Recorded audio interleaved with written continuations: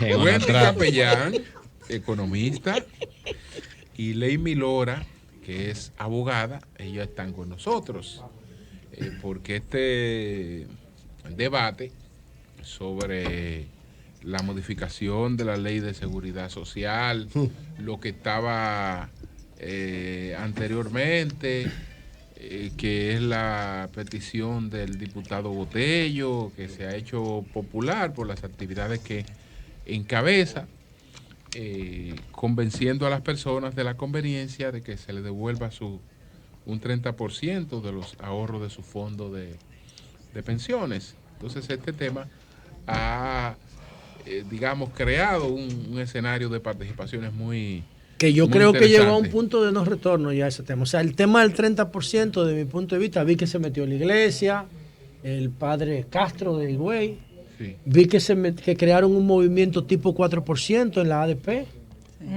Pero Yo creo que el de la ADP es integral. La ADP es diferente porque sí, no es para pero el 30, sino el tema es que nadie va a separar una reforma Sí. de ese 30. Eso es verdad. Y yo creo que ese tema debería formar parte del diálogo y va a formar parte de la próxima campaña electoral. Vamos a escuchar desde el punto de vista económico y legal, vamos a abordar el tema, tanto con Wendy como con Leimi. Entonces, ¿qué piensa Leimi?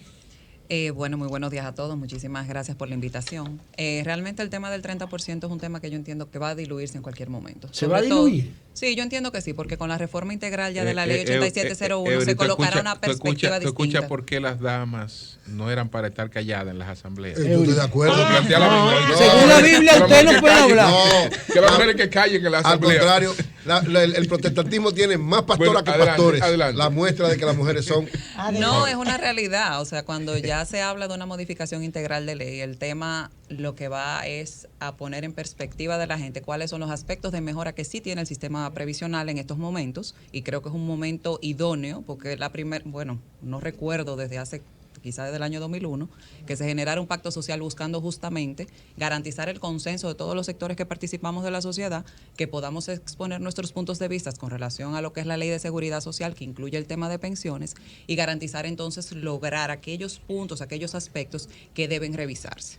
Yo les he estado dando mucho seguimiento a ustedes aquí en su programa. Gracias. Y estoy muy triste que Jonathan no está aquí. Ay, Porque Jonathan anda Es con uno de un los- informe uno del de- año 2019. Uno de los más inquietos Está con el cumpliendo tema. porque Él tiene el murió informe, su nieto, él su tiene el informe, suegro. Qué pena. de Matías Bosch sobre Vamos a sobre- Sí, invitar él a lo usa como Matías. su Biblia y realmente es un informe desactualizado, un informe que no contempla ni siquiera modificaciones que se hicieron posterior al año 2019, donde Matías tampoco presenta ni plantea propuestas. Bueno, yo te doy el sino dato. que se enfoca en un yo análisis. yo estaba en esa reforma, yo participé en una de Sí, las yo lo recuerdo. reformas que se hizo. Matías Bosch fue mucho ahí. Sí, claro, Matías claro. Bosch iba todos los martes y los jueves y hacía aportes capitales a ese proceso. Lo que pasa es que esa reforma el gobierno la llevó empaquetada. Y lo que se hizo en realidad no llenó las expectativas de todos los actores que estaban Lo que ahí. pasa es que nunca vamos a poder llenar las expectativas. Cuando se trata de derechos fundamentales, cada quien va a querer que sus necesidades particulares sean satisfechas al 100%, y eso es imposible porque estamos regulando, legislando para la colectividad. Y cuando se toman ese tipo de reformas, tú tienes que tomar en cuenta la realidad social, económica y política de los países donde se están realizando. República Dominicana realmente tiene capacidad de asumir el reto de garantizar pensiones al 80, al 90, al 100% bajo un modelo de reparto donde nosotros cotizamos un 8.4% No, pero puede del mejorar. salario. Pero explicaba que Puede el mejorar, ¿Cuál pero es que sería el la- gobierno coge todos los explicaba, cuartos pero prestados. explicaba que el informe está desactualizado. ¿En qué aspecto? Bueno, lo primero es que es un informe del año 2019, por eso entiendo que Jonathan debería utilizar quizás estadísticas más recientes, toma datos. O sea, están previos. desfasadas esas estadísticas que Claro, usa. son datos del año 2019. De hecho, si ustedes cogen la calculadora, que todas las AFP y en la misma superintendencia la tienen, en la página web, usted puede poner su edad, pone su salario, pone el saldo que tiene acumulado en su cuenta, se va a dar cuenta que la tasa de reemplazo mínima, que por lo menos yo he podido observar en casos que he replicado, es de un 35, un 38, 41. Yo, por ejemplo, en mi caso, yo he calculado mi tasa de reemplazo y me llega a un 60, sin aporte voluntario. Cuando hablamos de tasa de reemplazo, vamos a explicarle a la gente de qué estamos hablando. Exacto. Tasa tasa de reemplazo es el porcentaje del último salario que usted tenía que va a recibir como una pensión, como pago de su renta luego de jubilarse. El porcentaje. El porcentaje de su salario último. Que a eso también es bueno que todo, y Wendy quizás lo puede explicar mejor que yo, que es economista, es bueno que recordemos, cuando nosotros empezamos nuestras relaciones laborales Economista, formales. Y fue compañera de estudio de doña Consuelo. No, estudiante. Maestra. Yo fui maestra de Wendy. Cuando nosotros muy buena estudiante, excelente. Gracias. Cuando empezamos a cotizar en edad temprana, 18, 23 años, que es la media del primer empleo formal de la entrada al trabajo del dominicano, de las personas que viven en República Dominicana, nosotros empezamos con un salario que no es el mejor salario. Entonces, tus primeras contribuciones no son equiparables al salario que tú reportas ya a la edad de retiro. Entonces, tú no puedes pretender pasarte 20, 15 años cotizando por 10,000, 15,000, 20,000, 25,000. Cuando te retiras tienes un salario de 50, pero la acumulación principal de tu cuenta personal o tu cuenta de capitalización individual fue por un salario muy bajito. Entonces, tú no puedes pretender tener un 100, un 80, un 90% de ese último salario que tú tenías cuando tú aportaste por 10, 15, pero es que esas no son las 25,000 pesos. pretensiones. Las pretensiones son lo que ha hecho Bolivia ahora. Bolivia acaba de autorizar la entrega de 596 millones de dólares a las personas que tenían dinero acumulado en las pensiones y no tienen empleo, están desempleados. Mayores de 50 años Sí, y que tienen que devolverlo antes de pensionarse. Pero ves que se lo están devolviendo. Pero tienen que devolverlo al sí, pero sistema. aquí no hay opción. Además, no, de hecho, nosotros deberíamos preocuparnos por la laguna cotizacional que tuvimos el año pasado. Como explicamos, ¿qué fue lo que pasó en Bolivia? ¿Qué es lo que ha pasado en Bolivia? Eso justamente. No, eso es lo que están es prácticamente dándole un préstamo de su fondo de pensión. Pero ellos tienen que devolverlo antes de pensionarse. Sí, pero está bien, pero ves la flexibilidad. Okay. ¿Ves la flexibilidad en el caso? Pero discúlpame, la flexibilidad no se le inventan las FP. La flexibilidad, quien la blinda es la misma ley 8701 que creó el Sistema Dominicano de Seguridad Social. Sí, pero la ley no se hizo sola, Wendy. La ley la hacen políticos, que le entregaron ese negocio, ese modelo de negocio, que yo digo, creo, como dice Andy ayer aquí, que es una de las grandes reformas de los últimos 20 años, porque provocó un ahorro nacional. Y los pobres no tenemos cultura de ahorrar. Ahora, ya pasaron 20 años. No se está pidiendo la devolución del 100%, se está pidiendo un 30%. Pues vamos a negociar ese 30%. Okay. No, eso el problema es que están actuando como los switch, que usted lo enciende y lo apaga, ¿sí o no? Y no es sí o no, hay matices. Tenemos que ver los matices. Wendy, lo de la devolución, analízalo un poco y esta posibilidad. A la que eso no es factible. La devolución del 30. Primero, es contraproducente y desestabiliza la economía. Segundo, no sé cómo tú te sentirías si mañana te llama el banco y te dice que el préstamo hipotecario que tú tienes para pagar tu apartamento, que tienes que saldarlo porque el inversionista dueño del banco necesita su dinero. O sea, son recursos que están colocados, los de la AFP, en títulos. ¿En dónde? En títulos. Pero define los títulos, porque esa es la trampa. Allá voy, pero déjame responderte.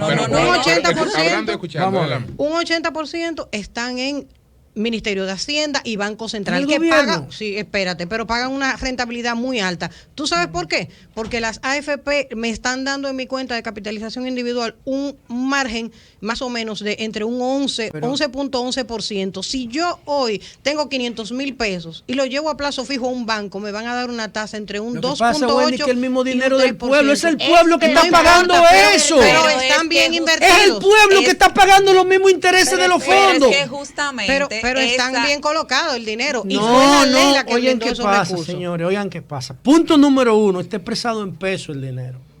El que puso un peso en el 2003 ahora tiene medio peso. Bueno, pero la rentabilidad punto número 1, espérate. Pero eso, punto número 2. Punto número 2. El dinero hay que invertirlo en nicho de la economía que aumenten la productividad de los fondos. No pasárselo al gobierno. Pero vamos por parte, que puede explicar y entonces continuamos y pasamos a otro aspecto, a cualquier aspecto que se quiere. Así es.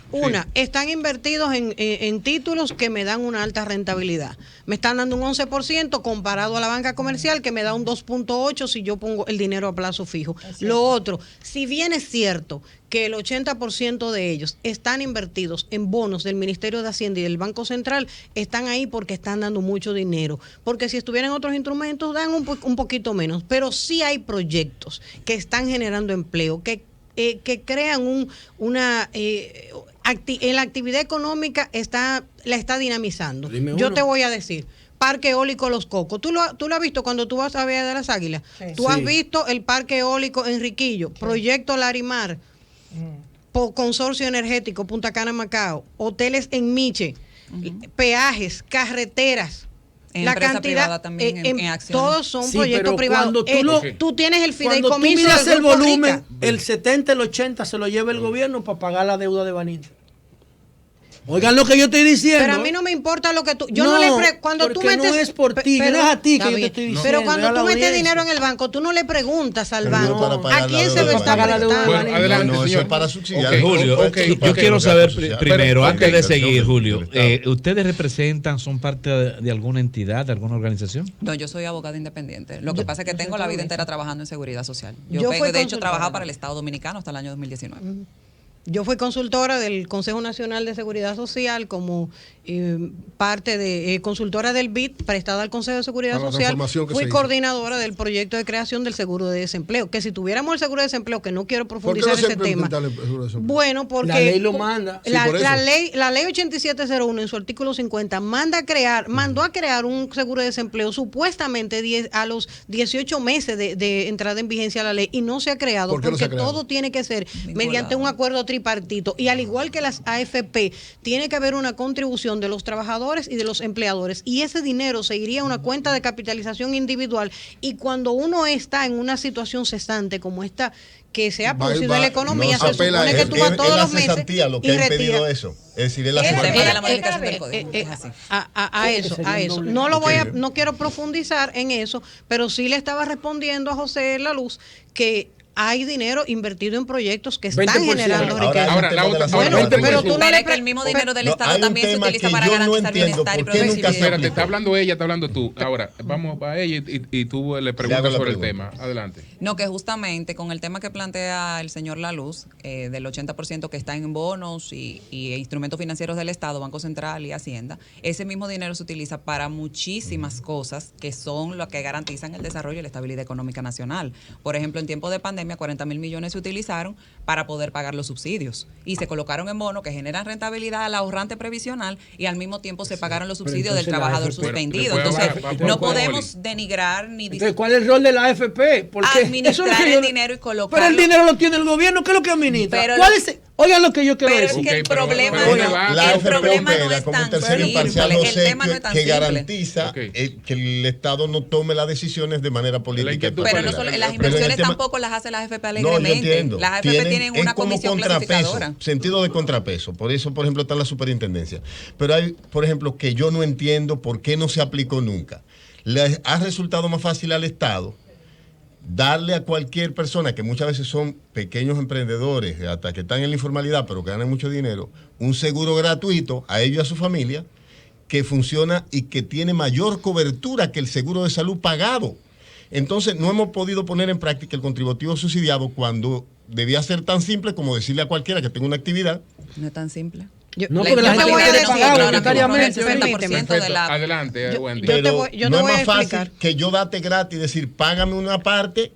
Te veo una evaluación socioeconómica. Pero esa gente son informales en su mayoría. Bueno, lo que pasa es que es más fácil ponerse a cobrar sin hacer ningún esfuerzo. No, lo que pasa es que tú tienes que ver las características de la economía y del mercado laboral dominicano. Sí. Estamos hablando de que en República Dominicana, cuando tú ves el último informe de la Encuesta Nacional de Fuerza de Trabajo del Banco Central, que hay 4.4 millones de personas trabajando, pero ¿cuántos de esos están en el sector informal?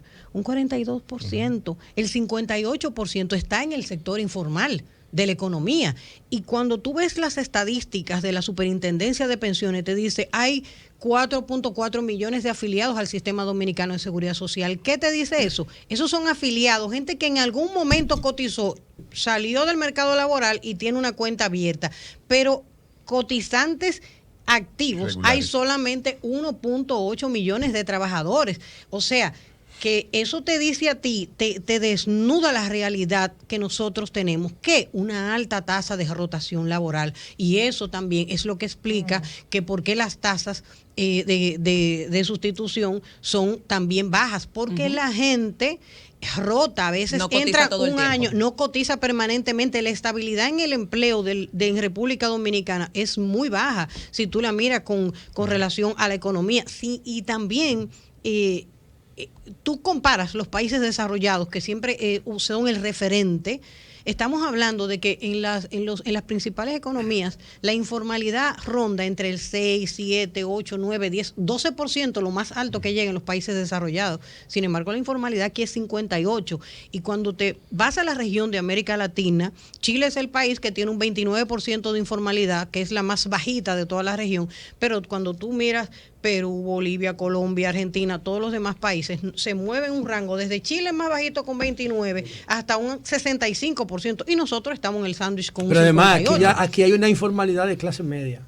Pero claro. Esa es peor porque esa genera ingresos que lesionan los intereses fiscales. No son informales de solemnidad, son informales que tienen un dealer y que tienen una compraventa y una ferretería. No, lo que pasa es que los estados también deben revisar sus niveles de paternalismo, porque los subsidios y programas de protección social también tienen que condicionarse a que al que está recibiendo ese apoyo del Estado dé algo a cambio, como por ejemplo registrarse en DGI, como registrarse en el Ministerio de Trabajo con su grupo de trabajadores, porque eso es lo que pasa. Y eso es lo que se llama la perversidad del subsidio. ¿Tú que has trabajado tanto tiempo este tema, Leimi? ¿Qué plantea? ¿Cuáles salidas tendríamos? Primero, el interés que tiene la gente de una pensión digna, de una pensión que pueda satisfacer mínimamente, digamos, sus necesidades. ¿Qué hacer? Bueno, realmente parte de la discusión que se tiene justamente en la modificación de ley es garantizar mejoras que propendan y modifiquen las variables que conforman la pensión. ¿Cuáles son? Edad, salario, número de cotizaciones y la rentabilidad generada por las inversiones de esos dineros. Y hay una realidad que nosotros tenemos que evaluar, que tenemos que tomar. Se decreta. La rentabilidad te la genera el mercado justamente, pero entre la diversificación de los instrumentos que tú tienes, donde tú inviertes, a una seguridad jurídica también de la inversión. O sea, tiene que haber un ambiente donde el dinero que se coloca garantice que no se va a desperdiciar, que no se va a perder, que la gente va a poder cobrarlo. Pero nosotros tenemos que evaluar esa tasa de aportación que tenemos. Nosotros somos uno de los países que tiene un porcentaje de aportación más bajito de prácticamente toda la región, con un 9.97, donde el trabajador solamente aporta un 2.87. Que eso también nosotros como trabajadores deberíamos tomarlo en consideración y quizás empezar a hacer nuestro propio ahorro voluntario. Yo a la gente siempre le digo, ocúpate también de tu pensión, no solamente es lo que te descuentan de nómina, dile a tu empleador, descuéntame un 1, un 2, un 3, un 4, un 5% de lo que yo gano y apórtalo voluntariamente a tu cuenta. ¿A qué se debe que el debate en República Dominicana con relación a los fondos de pensiones esté por un camino muy distinto a lo que está ocurriendo en el mundo con el debate de los fondos de pensiones? Básicamente la preocupación está en el tipo de inversión que se hace con los fondos de pensiones, que ahora hay el interés de que sean energías renovables, que digamos que sean en cosas que contribuyan con que no afecte a la sociedad, que no afecte con el medio ambiente, que no creen emisiones, y sobre todo en Estados Unidos hay una preocupación fundamental, además de no crear emisiones con fondos de pensiones, tampoco desalojar trabajo ni evitar sindicalización. Por ejemplo, eso de que las empresas del norte se te van al sur con los fondos de pensiones, huyéndole a los sindicatos del norte, ellos lo han limitado, porque dicen, bueno, estamos nosotros mismos con los fondos de pensiones destruyéndonos como clase obrera. Lo que pasa, Julio, que allá son empresas públicas, que eso no se puede. Nos huyen con nuestro propio fondo de pensiones y después hasta se nos fueron a Asia con nuestros propios fondos de pensiones. Hay un interés en hacia dónde van estos fondos, cómo contribuyen con el desarrollo, cómo contribuyen con las cero emisiones de gases de efecto invernadero. ¿Por qué el debate nuestro es totalmente distinto a eso? Porque estamos en un esquema muy anacrónico. Estamos hablando de gente que quiere volver a un sistema de reparto que data de 1948. Entonces, mientras el mundo mira hacia otro lado, y no significa eso que los sistemas de reparto, o sea, cuando tú ranqueas los mejores sistemas de pensiones del mundo, están mezclados. Hay sistemas mixtos que tienen reparto y que tienen sistema de AFP, y hay sistemas que son totalmente de reparto.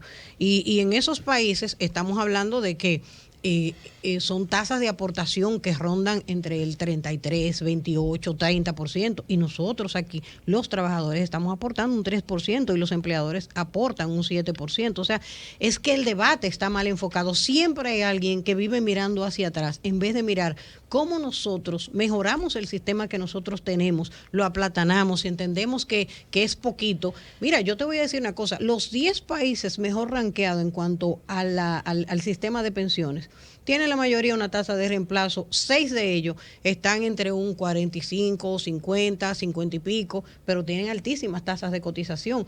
Y dentro de los, estoy hablando de 13 países, 7 de ellos son menos de un 40%. Nosotros oscilamos entre un 48%, un 40%, dependiendo de la cantidad de años que cotice la persona en el sistema de pensiones. Si yo puedo agregar también a lo que plantea Wendy, nosotros no solamente miramos hacia atrás, no miramos hacia adentro.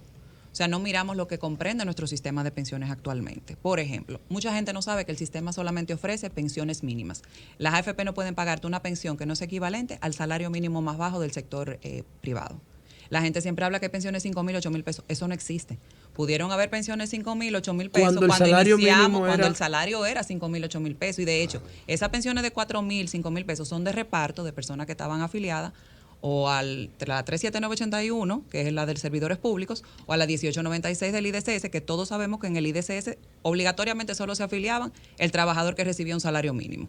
Y pagaba el 12%. Exactamente, y pagaba, pero claro, lo que pasa es que también cubría, acuérdate, los 3 seguros. Ahí tenía riesgos laborales, tenía salud, tenía pensiones, que también eso fue una de las razones por las que el IDCS quebró, porque a una sola caja tú no le puedes pagar todas las prestaciones que tú le garantizas a una población completa afiliada. El estado de bienestar, después de la Segunda Guerra Mundial, fue que desarrolló muchos países en Europa, tú lo estás diciendo. Sí, sí. Y se llaman a sí mismos estado de bienestar. Exacto. Y entonces era el sistema de reparto en el estado de bienestar. El reparto está dado calidad de servicio. Ajá, pero tú sabes cuáles son las debilidades del sistema de reparto. El reparto. Los modelos de reparto son los que han dado. Claro, depende de la fortaleza de la economía. Pero eso te iba a decir, porque el impacto fiscal que tiene sostener esos sistemas individual también dependerá de la fortaleza de la economía. A la filosofía de las AFP. El SENASA. Creo yo, finalmente, Wendy, tú me corriges, fue brillante. Como estudiante suya. No, es brillante. Estudiante suya. Wendy Capellán. Que no quiero que Wendy salga a demandarme a mí de ahora. Ella y Fabricio Gómez Azara. Brillante. Los mejores un saludo para Fabricio Gómez. Mira, Wendy, ese estado de bienestar desarrolló esa solidaridad y esa posibilidad de tener esa seguridad social en eso. Nosotros, claro, Trujillo lo impuso aquí también, Trujillo. Y de ahí salen los hospitales como el Salvador Gautier, todos los hospitales que las atenciones, pero pobremente como somos. Entonces, la filosofía de la AFP es la privatización de las pensiones por sectores bancarios. No. Es lo que promueve el espíritu de la Ley de Seguridad Social con relación a las AFP, lo que promueve es la equidad actuarial. ¿Qué quiere decir eso? Que contrario al sistema de reparto, lo que usted recibe cuando se retira va en función de lo que usted aportó mientras usted estuvo trabajando en su edad productiva. Si usted en un sistema de reparto, una persona fallece, no puede ir un hijo a reclamar el dinero que estaba en la cuenta de capitalización individual, porque un sistema de reparto no existe. Hay un saco común para todos. Pero si usted lo invierte mal, si usted lo invierte mal, esa AFP lo invierte mal, el Estado que tiene que hacerse responsable. Claro, entonces de los cuartos que usted como AFP yo le dije que si usted metió un peso en el 2003 ahora tiene medio. Lo que pasa es que las AFP si usted metió un peso ahí, si usted tiene un peso ahí, usted calcula la devaluación que se ha producido del 2003 a hoy, usted tiene menos de medio peso. Bueno, pero mire, doña porque ese dinero debería estar invertido en nichos dolarizados para que la devaluación. Y entonces, pero ¿y el crecimiento? Es verdad que sí es un peso. pero entonces el aporte del crecimiento de la inversión. Bueno, de la inversión no, el crecimiento de los intereses, de los títulos que compensa quizás el tema de la moneda. Mira, lo que hay pasa compensaciones diversas. Sí, pero debería haber, debería haber más si se invirtiera en nichos de retornos de nichos inelásticos dolarizados. Eso está muy bien. Eso que tú dices está muy bien y deberías estar pendiente y participar en la comisión bicameral que está revisando para hacer una reforma integral a la ley de seguridad social. Lo que pasa, señores, es que la gente no entiende y de repente se escapa. El sistema de repartos no genera ahorros. 5 trabajadores que están actualmente le pagan la jubilación a uno que está retirado. Entonces se maneja con un flujo de caja que se vive el día a día. Sí. Eso es cobro el dinero que me aportó la gente este mes y corriendo voy y le pago a los jubilados. Entonces no hay un sistema de ahorro. Y entonces, ¿qué debilidad tiene eso? La antigüedad. Le voy a hacer una pregunta. Usted, en vez de devolverlo de manera pura y simple, el 30, lo que la gente cotiza un 30, el empleador paga el 70. En vez de devolvérselo pura y simple, ya que las AFP se lo prestan al gobierno, ¿ustedes estarían de acuerdo con que la AFP creen un instrumento financiero y le presten el dinero a los dueños del dinero? Pero qué bueno que tocó ese tema. Pero ¿por qué tú le dices insolvente? Pero qué bueno. Pero ¿por qué tú le dices insolvente, dinero de él? Oiga, doña Consuelo, ¿qué estoy planteando? Pero ponte a prestarle insolvente. ¿Por qué tú le dices insolvente? Es su dinero. Pero no importa, pero es insolvente que tú estás hablando. Pero oiga pero es un 30, Julio, no un 100. Ok, pero tú estás hablando de préstamos a insolvente. Pero vamos al punto. ¿Quién es el dueño del dinero? ¿Quién es el dueño? ¿Quién fue lo trabajó? Pero ese dinero, pero tú lo estás prestando para que lo coma. Yo no sé. Oye, es mi dinero, ¿verdad? Fui yo que lo trabajé, es mi sudor. Es mejor que proponga que se lo dé. Pero oiga, está bien, pero ustedes están de acuerdo con que inclusive no tiene que ser el 30. El préstamo insolvente no, es que ese dinero tú estarías violando el espíritu de la ley. Cuando se firmó un acuerdo tripartita. Está bien, pero es mi dinero. No importa, pero eso a ver, ese no importa, es la base de la protesta. Ese no importa que tú acabas de decir, es lo que tiene la gente en la calle. Lely te va a dar una respuesta. Ese no importa. Lely te va a buscar Ahora pregúntale a Castro Marte y ahora por parte. Eso que dice José es correcto. El tema es apasionante, ahora por parte. ¿Qué piensan ustedes de esto? No. En primero una respuesta y después yo le voy a dar la otra. Vamos a escucharla, sí, pero escucha también. Porque él me dio pie a algo que es muy importante. Las administradoras de fondos de pensiones no pueden hacer absolutamente nada que no esté dispuesto por la ley o por las normas complementarias. O sea, ellas no pueden salir ahora y decir, yo te voy a prestar tu dinero, ven a buscarlo. Primero, porque la ley exclusivamente las ha creado para administrar el aporte generado de las cotizaciones obligatorias a la seguridad social. Eso en primer orden. Las inversiones también las dictamina el Estado. ¿Por qué? Porque para que una AFP mueva un peso en el mercado de valores dominicano, tiene que venir autorizado por la Comisión Clasificadora de Riesgos que preside la CIPEN. En otro orden, nosotros tenemos un mercado de valores también que es incipiente, que ahora mismo que se está colocando y se está desarrollando y no ofrece tampoco instrumentos suficientes que permitan una diversificación real de los fondos. ¿Por qué? Porque a mucha gente no le gusta transparentar sus números. Aquellas personas que se pueden tirar para la bolsa de valores prefieren mantenerse como operan bajo sus anonimato. Sin tener que incurrir en ese tipo de transaccionabilidad que obligaría a que ponga de plano qué es lo que hacen. Vamos a escuchar a Wendy para hacer una pregunta y terminamos. Wendy, adelante. ¿Querías agregar algo a eso? ¿Por qué no me pueden Pero hay algo que yo quiero preguntar. Pero no hay una reforma y cambien la ley. ¿Tú sabes por qué? Vayan, cámbiala. ¿Tú sabes por qué? Porque no es un SAN que tú estás. Hasta un SAN que tú juegues, tú tienes que esperar. Si tú cogiste el número 10. Yo espero 60, ¿verdad? Yo espero 60, pero tú lo gastas ahora en mi cuarto. Fue un acuerdo. Ese es el problema. Pero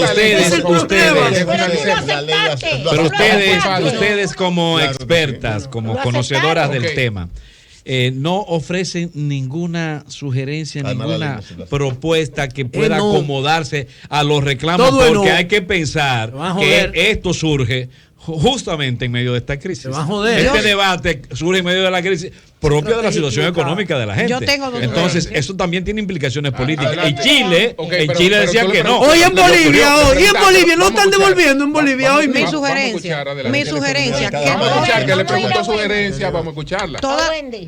Gracias. Que todas las inquietudes empiecen ahora a llevarse a la comisión bicameral y empecemos a hacerle reforma a la ley. Las AFP no pueden ponerle la mano a ese dinero, ni prestármelo, como decía Leimi, ni pueden mover nada sin una autorización de la Comisión Clasificadora de Riesgo. Y además, lo que la ley puso ahí, que tú dices, ¿y por qué no me prestan mi dinero? Porque la ley se hizo sobre la base de un acuerdo tripartita, trabajadores, empleadores y el gobierno. Propia. Sí, la sugerencia propia es hacerle cambios a la ley y permitir, si se quiere, para casos de emergencia, que se inviertan en instrumentos a partir del ahorro voluntario. Otra pregunta, porque hay un movimiento que es anti-intermediación, que está planteando sencillamente, mire, salgamos de la AFP y salgamos de las ARS, de las administradoras. Salgamos de la intermediación para que el servicio no esté de intermedio una ARS. Para que sea menos costoso. Supuestamente menos costoso. Supuestamente menos costoso.